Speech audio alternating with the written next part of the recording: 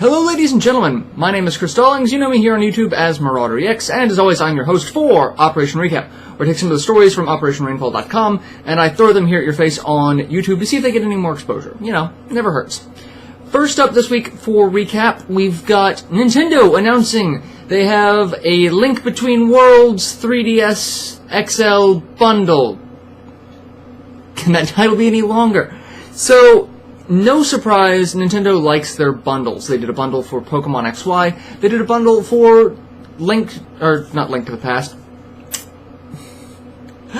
Yes, I would love a Link to the Past bundle. Anyway, they did a bundle for Ocarina of Time 3D when it came out on the 3DS. They did a special edition of that. They did a special edition Wii U bundle with Wind Waker HD. So, no surprising that Link Between Worlds, the newest title in the Legend of Zelda franchise, is going to have a bundle. It's going to have a special edition 3DS XL bundle, and that an acronym just is really long to me. I don't know why. It's just too many letters that I need a vowel.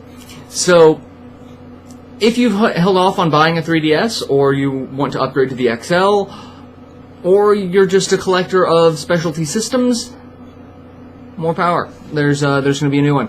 There is also a Treasure Chest Special Edition that will be released in Japan. No word on if that will be released in North America. All hopes are pointing to they leave that, but who knows?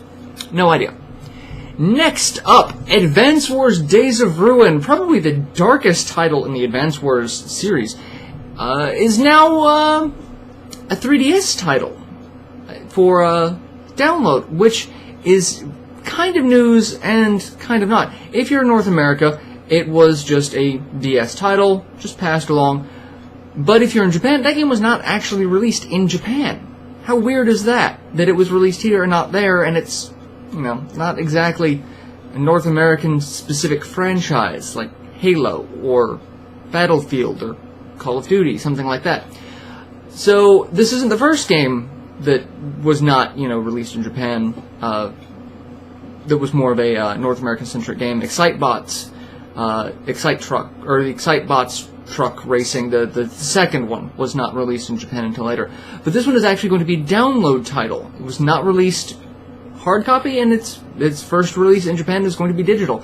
It will be considered a DSiWare title, which means you can download it on your 3DS, and it'll take up 426 blocks. So if you're a fan of the Advance Wars series, I'd say check it out. Like I said, it is a little darker than the original Game Boy Advance titles that seemed a little more cartoony, a little more upbeat. This one's a little dark. I mean, with a name like Days of Ruin, or a Dark Conflict, if you're in Europe. So, I probably should have mentioned that, since it does have a different European title. But, Dark Advance Wars on DS is now on 3DS as a download. So, fantastic for that. Last story for the week, and this is one that I'm very interested in. Tales series producer Hideo Baba. I swear every time I say his name I feel like I'm screwing up. I apologize profusely if I am. I really hope I'm not. He did an interview with Cheng Kai of Siliconera. I can never pronounce that either. I just always sound like I'm the words. But they sat down for an interview and talked about localization process. And that's kind of a big deal for us people at Rainfall. So, localization. And the topic of conversation was, how do you pick and choose what titles get localized? And his response is that they are, actually very limited staffed. So when they do a localization, they look at either if it's a flagship title like Tales of Xillia, or if it is a remake or all-star title, as they put it. And those are the titles that they focus on.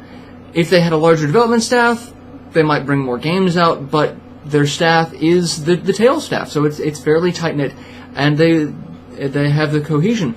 But because of the size, they can't bring every Tales game out, which is a little disheartening, but this glimpse into the localization process from a producer of such a widely renowned series, it was very interesting. I suggest you check out the article we've got on it with some of the talking bits.